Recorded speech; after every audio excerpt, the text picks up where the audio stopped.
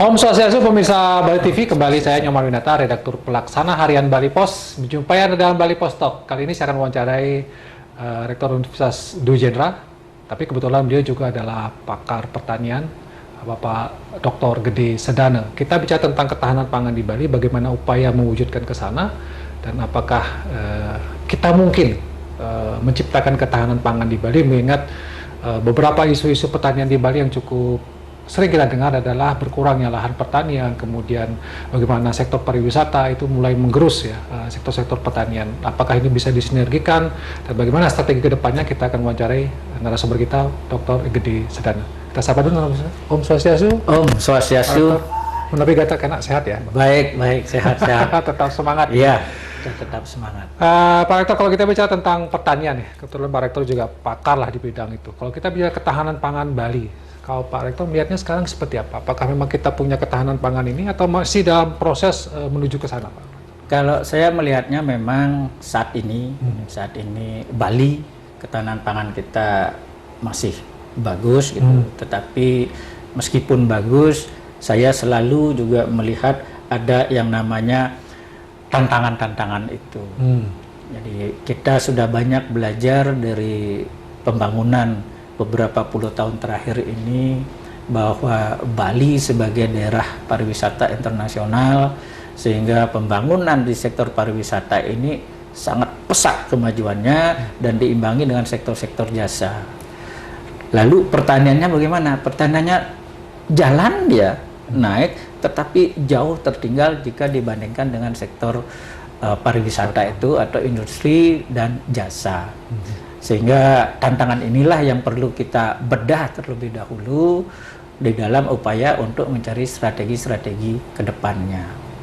Nah, salah satunya tadi misalnya kita lihat di mana-mana, tidak hanya di Bali, tetapi di Bali sekarang sudah kita memiliki tantangan yang cukup besar. Yang pertama adalah alih fungsi lahan. Jadi alih fungsi lahan sawah terutama gitu. Nah, saya melihatnya alih fungsi lahan sawah ini kemudian berdampak dan memberikan dampak sekaligus juga sebagai dampak gitu. Jadi artinya bahwa di dalam sektor pertanian ini ada suatu circle gitu. Yang ini semua saling berpengaruh. Katakanlah misalnya saya ambil yang pertama dari alih fungsi lahan.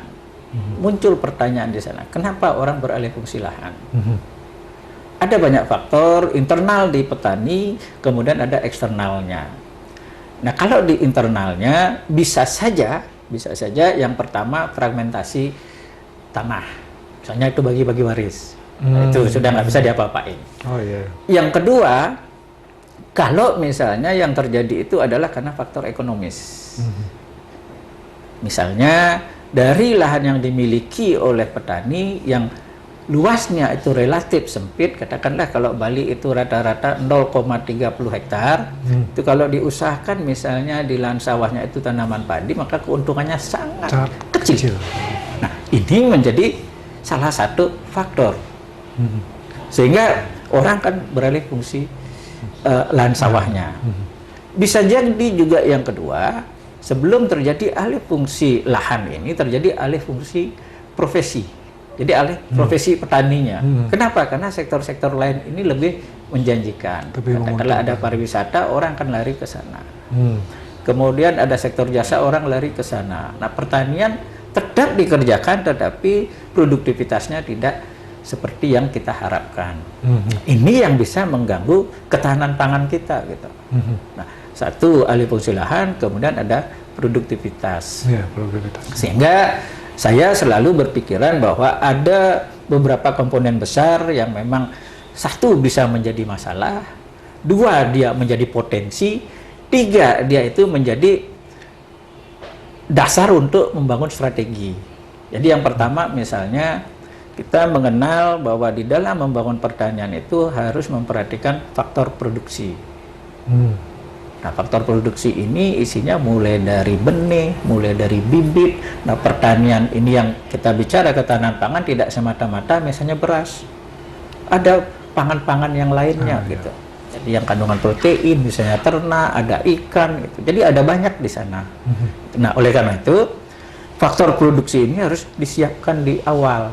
Katakanlah itu bibitnya harus unggul. Atau misalnya dia itu adalah benih, benihnya juga unggul. Nah, tidak hanya bibit dan benih. Agar bibit dan benih ini bisa bagus, maka dia harus ada sentuhan-sentuhan teknologi. Cara berbudidaya itu. Ini sudah dilakukan sebenarnya, tetapi kembali lagi yang saya sampaikan bahwa sektor pertanian ini hanya tidak bisa dipandang dari sudut pertanian saja. Jadi katakanlah misalnya kita bicara faktor produksi ini, ada bibit, ada benih, kemudian ada pupuk, ada misalnya biopestisida, ini petani tidak bisa melakukannya secara mandiri. Ada pihak luar, industri penghasil itu. Sehingga ini perlu disupport. Jadi saya akan selalu membandingkan kenapa dunia kedokteran kita ini bagus. Berkembang cepat. Karena semua unsur di sana ada. Dokter dia itu ahlinya, kesehatan. Kemudian industri-industri di farmasi, industri kedokteran juga menyediakan. Nah, bagaimana kalau di sektor pertanian kita contoh itu? Misalnya kita ingin membuat ketahanan pangan ini aman, kemudian semakin kuat. Jadi industri-industri yang mendukung sektor pertanian ini kita kuatkan. Harusnya dikuatkan ya. Harus itu dan memang menjadi mensupport sehingga para petani pun gampang. Kita lihat kalau dokter spesialis kandungan dulu tidak bisa, sekarang disiapkan alat untuk bisa melihat bayi, lihat janin yang ada di dalam. Nah, pertanian sama. Nah, sehingga dari hulu sampai ke hilir ini dijaga semua. Tidak bekerja masing-masing. Artinya bahwa yang menjual benih, yang memproduksi benih atau bibit tidak semata-mata hanya menjual. Petani kerjakan, tidak. Ini pengalaman banyak sekali yang terjadi, misalnya dulu orang jual bibit ginseng. Sudah ada iming-iming nanti ginseng, ternyata tidak. Kenapa? Itu bisnisnya orang jual bibit. Bibit saja ya? Bisnisnya jual bibit. Mestinya ini yang terjadi adalah industri di hulu, jadi yang memproduksi sarana produksi, menjual bibit dan lain sebagainya, dia mentransfer teknologi. Bagaimana cara untuk berteknologi kaitan dengan bibitnya, apakah itu bibit untuk tanaman pangan, hortikultura, perkebunan, perikanan, termasuk peternakan. Ini harus dilakukan. Jadi harus dari hulu ke hilir, semua ini harus diperhatikan oleh pemerintah. Semua bersama-sama. Ya. Nah, itu yang belum terjadi sampai hari ini gitu ya, Pak Rektor? Terjadi, tetapi masih belum maksimal, belum optimal. Terpisah-pisah. Jadi parsial ya. Nah, sehingga saya menginginkan bahwa integrasi yang terjadi dari hulu sampai hilir ini adalah inklusif, tidak eksklusif. Misalnya tugas tadi industri itu, kemudian di hilir ada industri pengolahan, industri pengangkutan, ada pemasaran.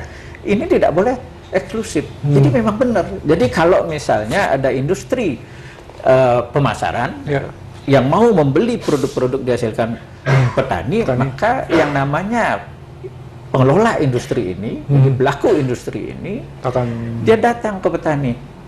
Saya butuh produk pertanian yang kualitasnya, grade-nya A. Yang seperti apa grade A itu? Nah, itu dikasih tahu petani, sehingga petani memproduksi itu. Nah, kemudian petani harus dikasih tahu lagi bagaimana cara menghasilkan grade itu. Jadi memang harus. Jadi tugasnya itu tidak hanya membeli. Kalau sudah ada produk, akhirnya hanya sedikit yang diambil karena sedikit yang memenuhi kualifikasi yang diinginkan gitu ya. Yang jelek mau dibawa kemana? Nah, mestinya sejak awal itu dilatih gitu. Sehingga ada yang namanya petugas-petugas dari industri yang di pemasaran ini yang bekerja di sana. Jadi ada SOP untuk menghasilkan produk-produk yang memang akan dibeli oleh si pelaku pemasaran ini. Gitu. Nah, ini nyambung semua. Gitu. Nah, itu yang belum terjadi ya, sinerginya belum terjadi ya. Belum, Pak Rektor, belum.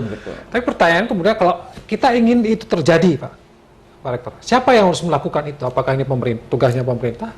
Pemerintahnya siapa? Apakah Provinsi Bali, pemerintah pusat, atau mana ini yang harus bergerak?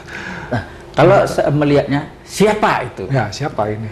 Nah, saya juga selalu berbicara siapa yang akan melakukan kegiatan pertanian dalam integrasi dari hulu sampai ke hilir ini secara inklusif adalah seluruh pelaku pasar atau aktor-aktor pasar itu. Jadi saya melihatnya misalnya aktor pasar ada petani produsen, kemudian apakah ada kelompok petaninya, apakah ada koperasi tani, kemudian ada pelaku-pelaku usaha bisnis lainnya.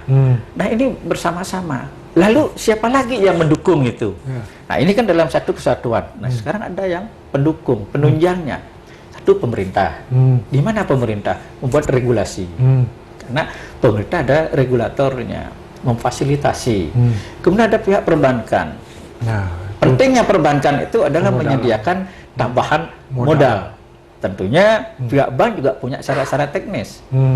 Bagaimana cara mendapatkan kredit itu? Ya. Disinilah dilatih dari aktor-aktor pasar ini.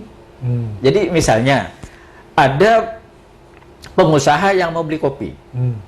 Saya butuh kopi misalnya dalam 1 tahun, misalnya ini 2 juta ton misalnya.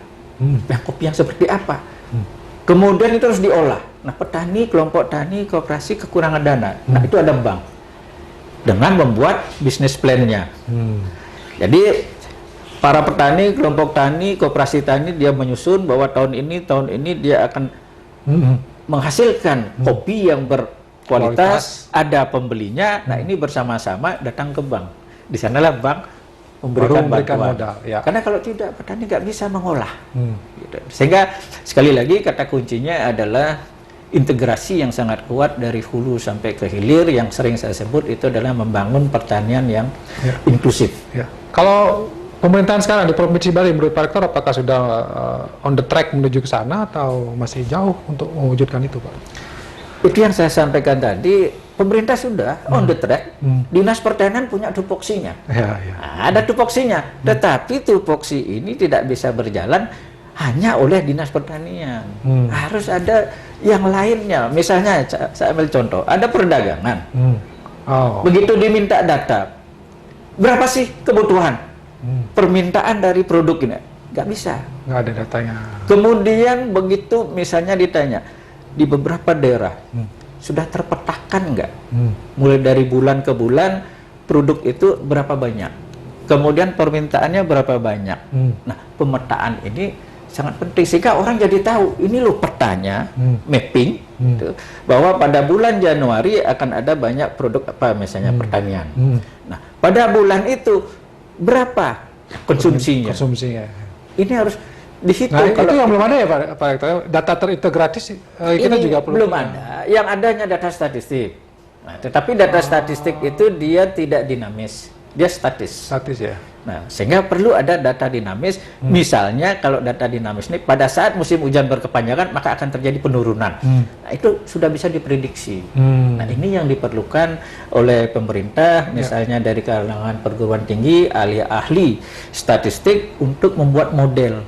Sehingga dalam 1 tahun dengan asumsi-asumsi tertentu, musim hujannya seperti apa, kemudian pariwisata, itu dia sifatnya akan menjadi model yang sangat dinamis. Nah, sehingga pemerintah hanya melihat dari hasilnya, oh berarti kalau kekurangannya akan ambil dari Jawa. Kalau kelebihannya banyak, silahkan itu dikirim ke provinsi lain gitu.